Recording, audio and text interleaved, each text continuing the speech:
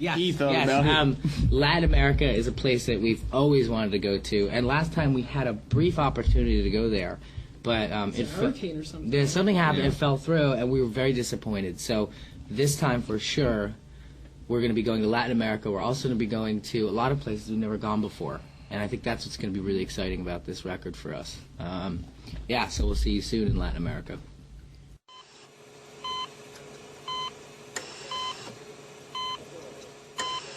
The rise and fall of My Chemical Romance was, I would say, for a hot minute, it was the title. It was also like kind of a clue, I think, as to Right. what the record was going to be like. Whether we knew it or not, I think it was Yeah. like a subconscious kind of clue, because obviously it's a play on David Bowie's album Ziggy Stardust and the Spiders from Mars, or The Rise and Fall of.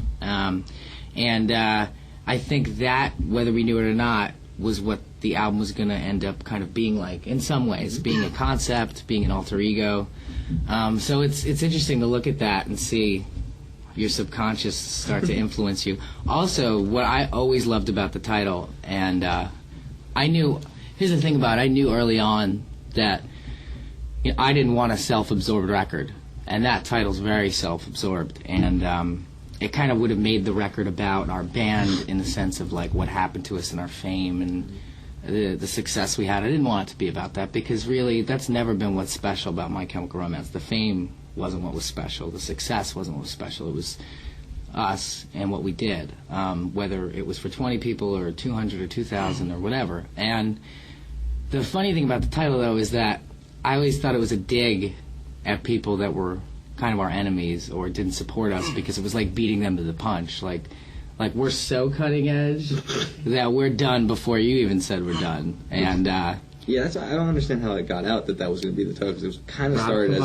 Yeah. it really didn't start as an inside joke. it was an inside joke. It was kind of like, it was like sticking our middle finger up at the people that, just didn't have our backs. And I thought it was funny. It was like totally beating people to the punch. But yeah, Rob Cavallo leaked it. And then it's funny because Rob Cavallo, it was totally accidental. He was speaking off the record too. And then he came, he's like, I'm so sorry, I leaked the title. And I was like, Rob, it's not the title anyway. That's okay. I was just messing with you. So.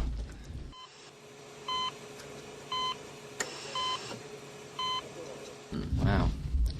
Well, the thing about us in our career is there's been so many instrumental people. And so many people that are special to us. We have a very small core team, and they're all amazing, and we're all like a family. But as far as inspiration, I know for me and Mikey, it was our grandmother, and to this day, she inspires us. The fact that Liza Minnelli is on our new record has a lot to do with our grandmother. That was her favorite performer when we grew up, and she exposed us to things like Cabaret, Chorus Line, all these great musicals, and I think that's what we try to bring to the band because of that. And then I think it's something that the guys love as well, that kind of theatrical cabaret sound. So that's for us. Yeah, I guess just my grandfather and my father kind of just always kept me around music, because they were just musicians since forever ago. And I remember every weekend, because I would go see my dad, I would either go see my grandfather play or my dad play, and just they would kind of hide me behind the bar because I wasn't supposed to be there. But I was just always at shows and always wanted to play music, because that's how everybody kind of related to each other. So as far as inspiration through music, it was definitely that. Yeah, for me it was my older brother. He got me started playing guitar, and he was just always like really, really supportive of me. He bought me my first guitar, and he let me use all his guitar magazines so I could learn how to play. And some of my fondest memories is was jamming with him in our bedroom, and him teaching me stuff. So yeah, I wouldn't be here if it weren't for him. So. Oh, Mikey Cooley. I think he likes to do it. He does. I think for me it's just Spotlight. it's got to be other musicians, and like just picking out drummers. I'll pick out two. Probably Neil Peart and Dave Weckl. Just by watching them, it's nobody that I was ever like personal with, but just by watching videos and playing along and stuff like that, just kind of like striving to be as good as I thought they were. That was probably my biggest inspiration.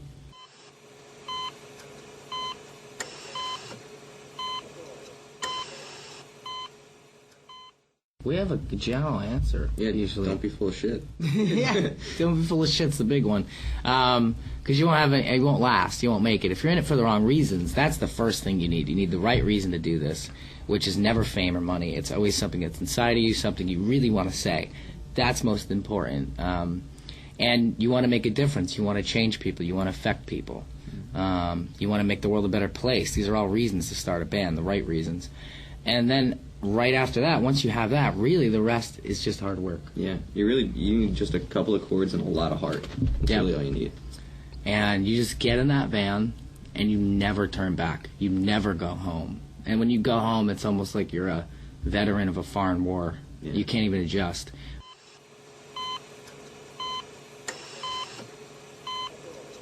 Desert island items. It should have a little notebook that has the answers. Suntan lotion. Yeah. Espresso machine. Yeah. And a generator.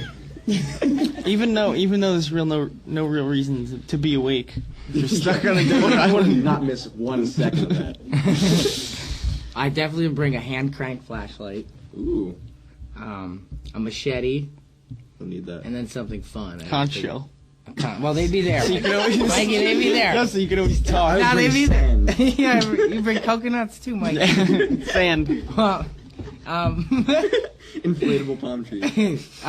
let's see. And then the third item, I'm trying to, because people say, oh, iPod, where you can charge it? Exactly. Not with the That's what I'm flashlight. It's Solar powered. You'd have to bring solar panels too. Yeah, solar panels. Does that count Bathing as one suit. item? Or? yeah, bathing suit. Why not? Why not? Bathing suit. No, but nobody's. Brian doesn't like that. Yeah, but nobody's. All right, we'll rethink it. Yeah, nobody's gonna see you naked. This is easy. Just come up here. I don't know. Probably a really nice pillow. Yeah, you need that and a blanket. We're running out of options. Hand crank flashlight, machete, Slippers. slippers. Okay. Sure. Right, yeah.